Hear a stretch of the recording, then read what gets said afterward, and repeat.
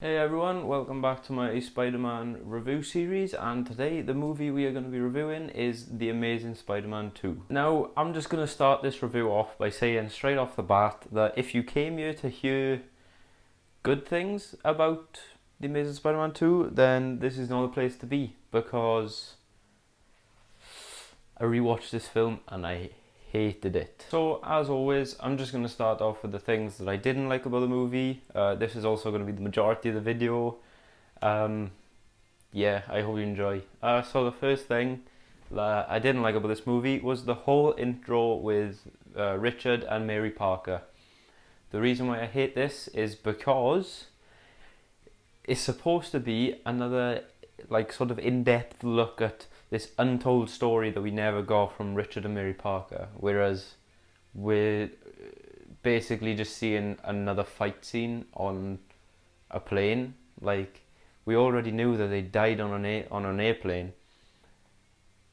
Now you're just showing how they died. It doesn't add anything to the story after. It's just saying they died in a fight, they got shot, and they uploaded this thing to a train that gets brought up later in the movie. But it's one of the most pointless things ever. It feels like it was just there for the sake of being there. Just to set up that like train sequence at the end, which I think is insanely coincidental anyway. Overall, I just think it's a waste of space. It's kind of stupid, and it just makes no sense. It's there to be like, oh look, you've never seen this before. The difference is, I don't want to see it. It's just them being killed. Like, I don't care. Also in this scene, Richard uses a laptop, which is the Sony Vaio laptop, and it didn't exist.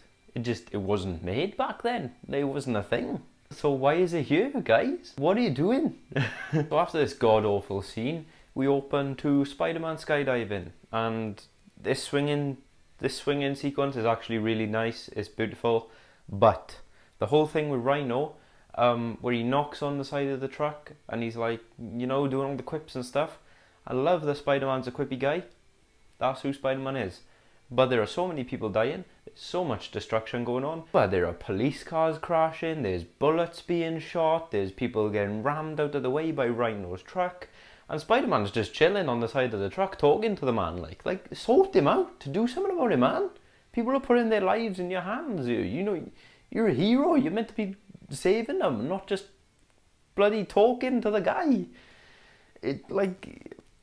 I'm all for making Spider-Man fun-loving and happy and quippy, but not in replacement for him actually saving people. He's a superhero at the end of the day. You know, he's not a comedian. Gwen's speech is the next thing that I hate.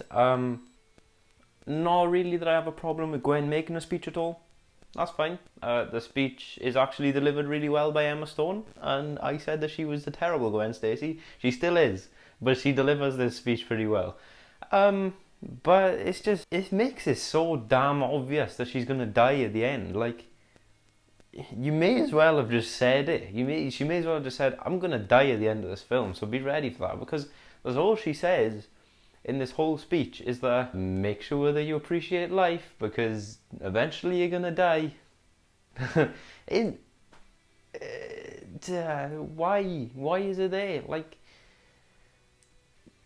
I get that some people don't know that Gwen's going to die, so like this just like, you know, when you see her die at the end, they'll be like, oh, so that's why that speech was there, because she's talking about how to be grateful of life, and then she dies at the end. But like, as a comic fan, you know that she's gonna die at the end of this film. You can see it coming. They showed it in the trailers pretty much. Why would you give it? And I gotta say, that's probably one of the best scenes in the film. I'll come back to that. The clock tower scene is one of the best. I'm gonna come back to that. It just gives it away completely, and oh, what the heck, man. What the heck. The next thing I kind of dislike about this film is that the situation with J. Jonah Jameson kind of feels very fan filmy. And not that I have a problem with fan films, love fan films. Actually, check out Spider-Man 2 Another World on the channel Digital Heart by Joey Lever. Amazing film, great fan film as well, just thought I'd put that in there. Love fan films, but this is a full, huge budget Sony Spider-Man film, and the only hint we get of JJ is through an email. And like, I can respect that they didn't want to replace J.K. Simmons because the man's perfect. Just cast another person. Like, it's a reboot. Just cast someone who you think would be good as JJ. I mean, in the MCU, I'll praise the MCU for this. They just cast J.K. Simmons again, and I'm chill with that. But like, they just didn't cast a JJ. It's so fan filmy. Like, there are fan films that include JJ. And TASM 2 just straight has him in an email at one point and shows the Daily Bugle like a couple of times and has Peter reference J. Jonah Jameson's shit wage because he doesn't get paid enough and stuff. And it's just all references. Why couldn't we get JJ properly in this film? I don't mind him being cast as someone else, you know? It's a reboot. Screw it. You can't keep recasting the same people. That's fine. Why is he not in there? Like, another problem that I have, it's another casting choice, just like I don't like Emma Stone as Gwen. I hate Dane DeHaan as Harry Osborn. Love Dane DeHaan in some other films. He's an incredibly talented actor, but I don't know what he's trying to do with his portrayal of Harry in this. But he's like, he's trying to be Batman for the whole thing. He's like, I'm Harry Osborn and my father's dying and I'm depressed and I haven't seen my friend in like ages and yeah, I need your blood so I don't die. Like, bro, you're a billionaire, you know? You're Harry Osborn. I understand like you're dying and stuff, but why do you sound like this? Your performance is so boring. Like, not gonna lie, this film, I've said already that it has flaws before even mentioning Harry Osborn. But I can enjoy this film until Dane DeHaan comes in. When Dane DeHaan comes in, it's off. Like, no, I really don't like Dane DeHaan in this role. It bugs the crap out of me. Coming off the whole Harry Osborn situation, another thing I don't like to do with Harry is that in The Amazing Spider-Man 1, he's not mentioned at all. I'm not putting this flaw on The Amazing Spider-Man 1 because obviously Harry Osborn didn't need to be mentioned, but the fact that they just threw him in here and said that he was Peter's best friend and he was this and he was that and he's, you know, Peter knew him. They were best friends until they moved away. Why is he not mentioned in the first film? Like, he's just chucked in the second one for the lols. Like, oh, we need Green Goblin, let's put Harry Osborn in it. That's not how, like, if he's Peter's best friend, Peter is going to have known of him. He would have mentioned him at some point. So I feel like he should have been mentioned in The Amazing Spider-Man, and he wasn't. This is more of a nitpick, but another thing that I absolutely hate, and I find incredibly cheesy, and just, what the hell, is that Max's tooth gap gets fixed when he gets his powers. Like, it's not necessarily a flaw. It's just so stupid. Like, what do you gain from that? It's so unbelievably cheesy. The whole plot about Harry dying and needing Peter's blood is incredibly stupid in my opinion. Norman Osborn has been alive for years and years and years and years. Well, not maybe no, you know, that makes it sound like I'm saying he's been alive for millions of years, but he's lived a pretty long life, right? He's in like his 50s, you know. Harry is in like his mid-20s, and all of a sudden he's in critical condition and he is dying now. He needs Peter's blood now. Let me just put into your heads, right? Norman Osborn, Spider-Man wasn't a thing when Norman Osborn was diagnosed with this disease. And he was alive for so much longer. So why does Harry need his blood now? Why is Harry dying right now? Like, he's literally just found out about this disease. Before he finds out about the disease, he has no signs of illness, nothing at all. But Harry is dying now. Like, if he didn't take that blood, he would have died by the end of the movie. Whereas Norman has lived pretty much a pretty long life. It makes no sense. It's purely put there just so Harry can go, I need your blood. Spider-Man can go, I'm not giving you my blood. Then he'll find the spider stuff and turn himself into Goblin. It's a very forced plot just to make Harry turn into Goblin, and it was terrible. Another thing I hate is that only Peter can be Spider-Man in this universe. When he finds all of his father's research on the train, he finds out that his father's DNA was put into the spiders. That's how Peter survived the bite and turned into Spider-Man. I find this really stupid because to me, Spider-Man is relatable. You know, he's sort of your everyman. Anyone can be Spider-Man. Anyone could have got bitten on that day. It was just Peter's bad Parker luck that he was the one who got bitten and he was burdened with the responsibility of being Spider-Man. That's another thing that I also love about The Amazing Spider-Man. To me, he's incredibly relatable. Then, in The Amazing Spider-Man 2, they come and ruin it because they say only he can be Spider-Man because only he could have survived the bite. What the hell, Sony? So, okay, rant over. First thing that I like is the constant reminder of time. The first reminder we get is that Richard's watch, I think, is set to the time that Gwen dies in the comics. I'm not too sure. Didn't pay too much attention to it. Just picked up on it a little bit. And then the clock chime when we're introduced to Spider-Man right at the beginning. I like this because obviously Gwen dies at the end, but it's just like a constant reminder of time. Like, Spider-Man is always on a time limit to save people. He's got to be Peter, he's got to be Spider-Man, he's got to manage his time. And it's like, it's not, you know, it's not easy basically. I like the constant reminder of everything is all over the place. Like time, and then Gwen dies at the end because Spider-Man ran out of time. It's a really good concept. I like it a lot. I absolutely love, and I don't even know if you can class this as like a good thing from the movie. It's just something that I like. It's nothing to do with how good the movie is. It's just something that I really like, and I guess I'll give this movie a chance with it because it's outstanding, and that is the suit for this movie. Highly disappointed that this suit went to waste on such a terrible movie because the suit in this movie is gorgeous. Oh my god, man. Like, Jesus, it's such a beautiful suit. The texture of it, the colours of it, everything. The way that it's slightly baggy on him, so when he's diving in that opening scene, you can see a ruffling on his back. It is so perfect. It's the closest thing we've ever had to a classic live-action Spider-Man suit. Before Tom Holland, because his Stark suit is pretty close to the classic stuff. But man, this suit, the big eyes, the pattern of the red is pretty much all the same. The tall boots, it's such a stunning suit. The hexagonal pattern in the blue, everything about this suit, absolutely love it. What a stunning suit, gone to waste on such a terrible film. Like, what the hell, man. This suit is outstanding. Another thing that I love, something that is so truly Spider-Man, that is unbelievable, is during the montage where he's like sort of being Spider-Man and everyone's like either loving him or hating him. He saves that little boy. It's like this boy's getting bullied.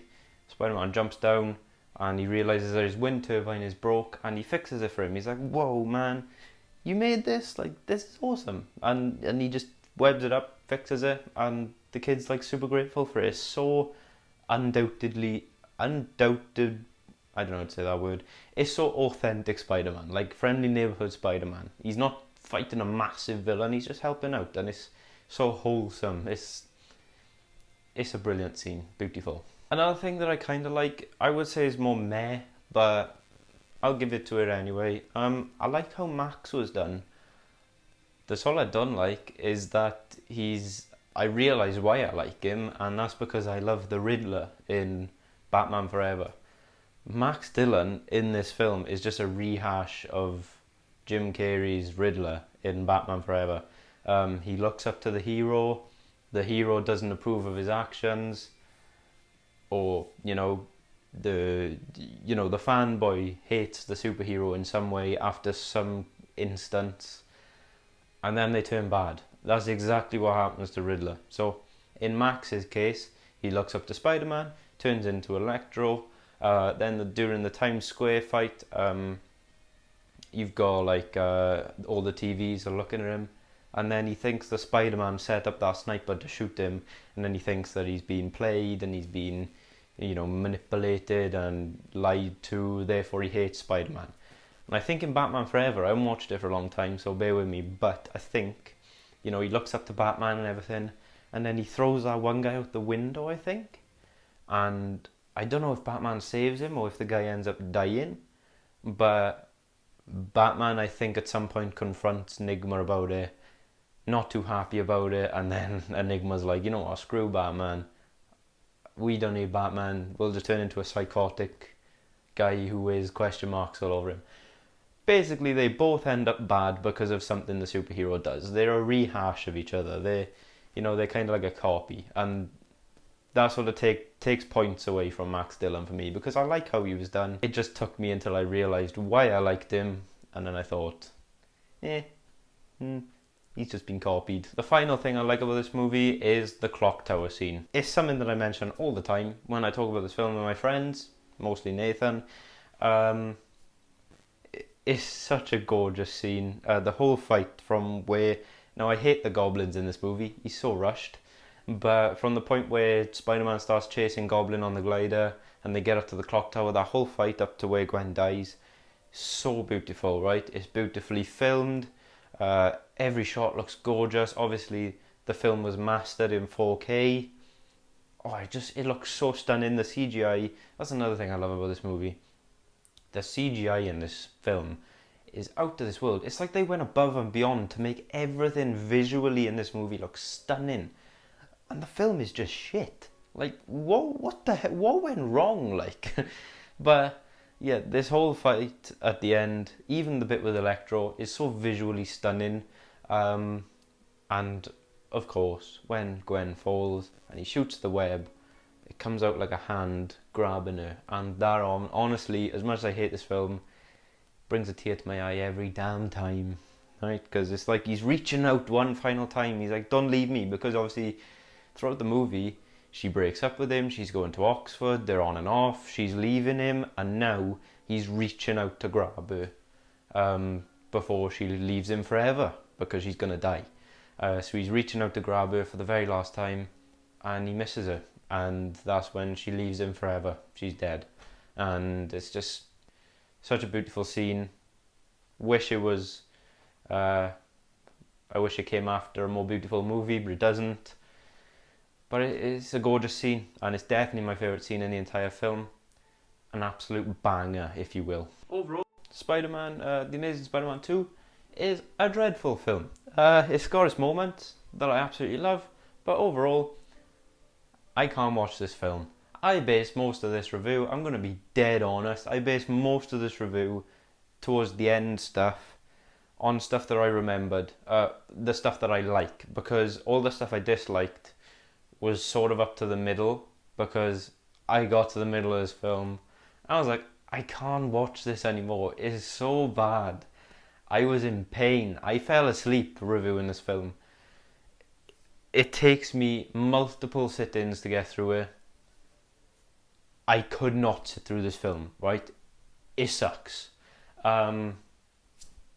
It's definitely on the bottom. I haven't even finished the whole thing, and I know I said that at the end we'll discuss what my favourite film of them all is, but this one is 100% of the bottom, I can tell you now, and if that changes I'll be surprised. I couldn't even get through this film, guys. Like, I could not sit through it. So right, so guys, that was my very ranty review of The Amazing Spider-Man 2. I hope you enjoyed. If you did, don't forget to hit the like button, subscribe, put on the notification bell so you know when we upload. We upload every Wednesday and every Saturday, and sometimes even a little bit in between. I'd like to give another thank you to all our subscribers for finally getting us to 2K. I know we hit it a while ago now, but Nathan's had a chance to say thank you, and this is my first video since we hit there. So I just want to say a massive thank you. We appreciate it all so much. It's insane the opportunities we've got from this channel, and you know, just the never-ending support is so insane. We do things nowadays that we would never have dreamt of while making Spider-Man 1, and that was only 3 years ago. Like, it'll be 3 years ago on the 4th of September now, and that is mind-blowing. Only 3 years ago we would never even dream of something this big. Now we're here, we got 2,000 subscribers, we're friends with loads of the fan film community, we have such awesome opportunities, and that's all because of you guys. So thank you so much for your support. We appreciate it all so much, and we hope that you will stick with us for years to come, and whatever we do, whatever we make, we hope you all enjoy it. Thank you so much for watching, and I'll see you guys very, very soon. Bye.